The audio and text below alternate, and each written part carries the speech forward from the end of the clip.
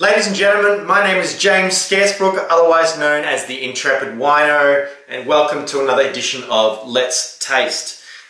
First time in a little while, I've actually pulled out some wines from my cellar. I was back at home at my parents' place, which is actually, don't tell anyone, that's where I keep my wines, at least for the time being. And I thought I'd do a bit of clearing out, so you're probably going to see in the coming weeks and months me open quite a few wines from my cellar. So you're going to see some older examples of Australian wines, in a lot of cases some very iconic Australian wines. So I'm really excited to share some of my impressions as I kind of share my cellar with you. So please make sure you subscribe to the channel so you can follow the journey, as it were. For this episode, I have decided to open up the three reserve wines from very iconic Yarra Valley producer Coldstream Hills, which, if you haven't heard of it, was established by James Halliday, I believe, in 1986. Doesn't say. I think it was about then.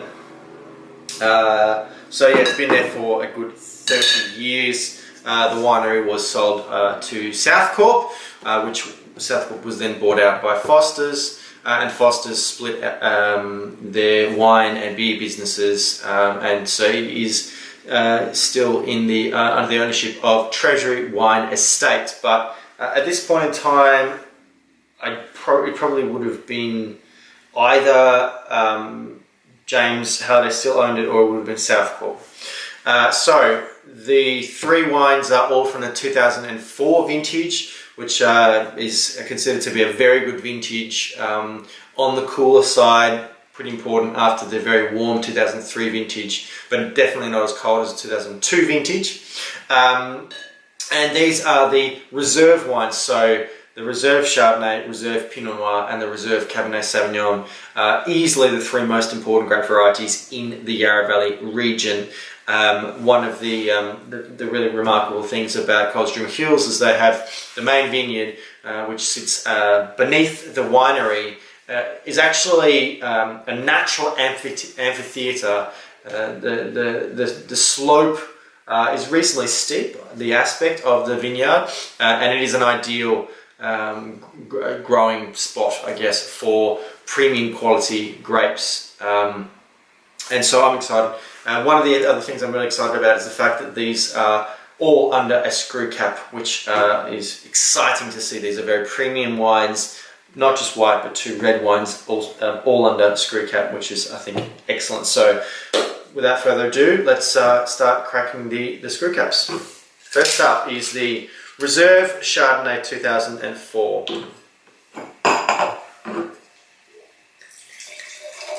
Right away, I'm seeing a bit of colour development, which is not surprising considering the wine is 12 years old. So I'm not sure if you can see, it has got a really lovely golden colour. It's by no means is it past it, but it's picked up some intensity of colour. Very classic Yarra Valley Chardonnay. Probably at this time, this was just before the new wave really started to kick in. So there's still some decent barrel work here. You don't see a lot of new oak in this wine. I'd say it's probably maybe about 20-30% new oak. Definitely some lees stirring, some batonnage of the wine in barrel. It's a creamy, peachy, nutty, sort of almond. Yeah, I do see a little bit of what I kind of consider to be shellfish, which for me is sometimes it's a character I see in particularly Chardonnay, Sauvignon Blanc, sometimes even Chenin Blanc, which has some lees work and is showing a sort of a flinty minerality.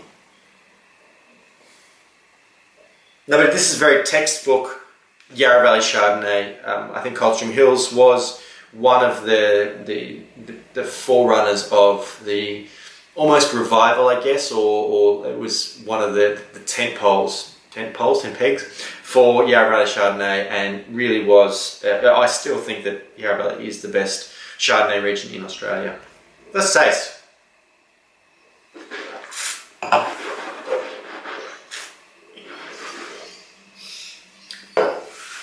Very consistent, quite creamy. There's some richness here, but initially when I tasted it, I actually saw a little bit of savouriness, which is really surprising, really interesting for a wine like this. It is in that kind of nuttier realm. It has sort of picked up some, I think, barrel-derived tertiary characteristics. Texturally, the wine is quite complex, but it's still very rich, very bold. It really doesn't show its age. 12 years old, I think this is still going strong. It has softened out a lot, I can see, but I think that this wine is by no means mature. I think that this is probably a wine you could keep drinking for another 5 to 10 years at least.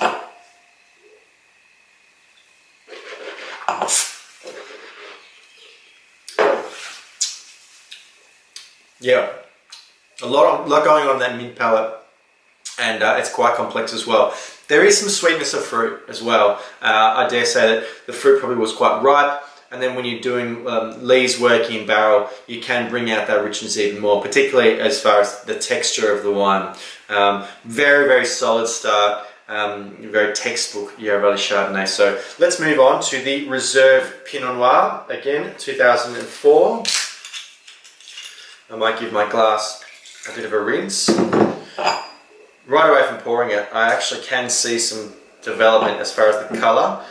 It has started to kind of pick up a little bit of a sort of hint of brown, moving into sort of brick red. I'm not sure if you can sort of pick that up.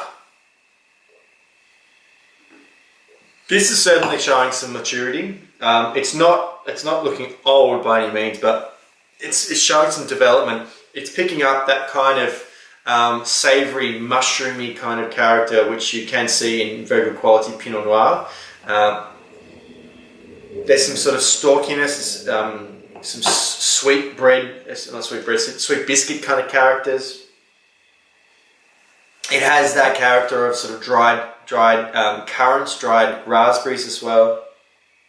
And even a very, very subtle kind of carob note with just like a sort of salty carob character. Let's taste.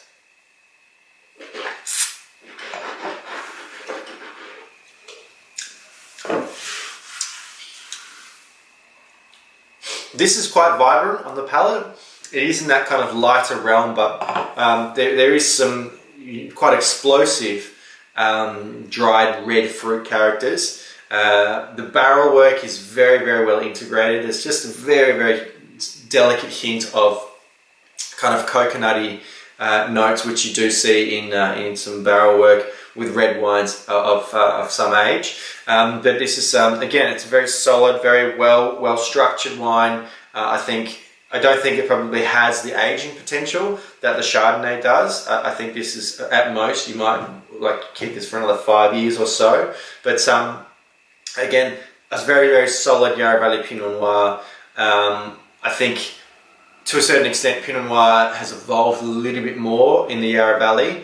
For me, they tend to be a little bit more crunchy. You see a lot more kind of whole bunch fermentation, you know, with that stalkiness coming through. I think that this might have had only a little bit of whole bunch fermentation.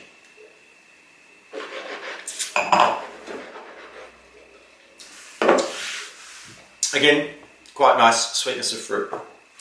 Final wine is the Reserve Cabernet Sauvignon 2004. Obviously you can see it is in a Bordeaux shaped bottle.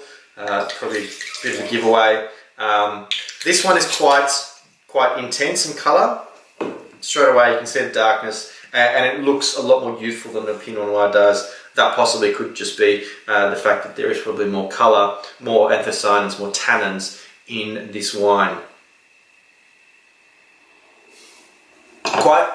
This Cabernet, for me, I think shows that 2004 vintage was a little bit cooler, because it does show some leafier characters, some menthol characters, some slightly very, very ripe kind of capsicum kind of notes.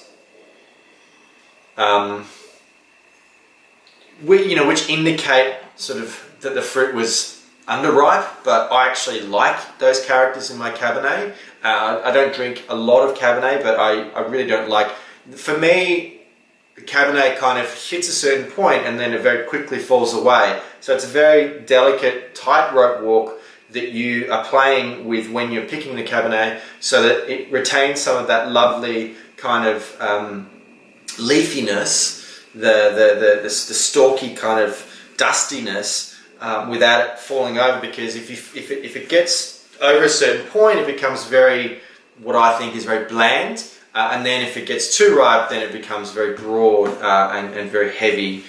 So for me, it's getting quite close to that precipice, but not there yet.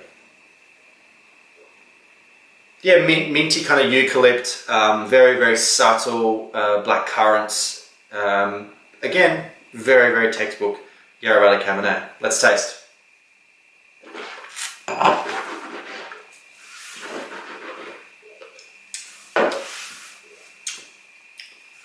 This is by no means underripe. I think this is absolutely picked to perfection. It's right there in the mid palate. It's possible there might have been some other varieties blended in there in very small volumes, but that Cabernet is very solid. And again, I really do think that Yarra Valley is much better suited to Bordeaux blends than it is to Pinot Noir. You'll have to forgive me for saying so. And this is an excellent example of why the Yarra Valley has been so good for Bordeaux varieties. Possibly with climate change, it may not be as viable, or you might have to go to slightly higher parts of the Yarra Valley, slightly cooler parts, but this is wonderful, and this could go for another 10 years, I believe, particularly under that screw cap, because you're not going to have really much chance of the bottle being faulty. Thank you very much, guys, for watching this little tasting and this snapshot of Coldstream Hills from the 2004 vintage. I would also like to just shout out my former colleague Jules, whose husband I think might still work at Coldstream Hills, because she was the one who was very generous in able to source me these wines when I worked at Domaine Chandon, pretty much just across the road from Coldstream Hills. If you did like this video, please hit that like button. Make sure you're subscribed to the Intrepid Wino channel. If you would like to ask any questions, you're more than welcome to do so in the comments. And why not suggest a wine that you'd like me to taste, because I'm open to try anything. And of course, come and visit me at intrepidwino.com. Until next time, cheers.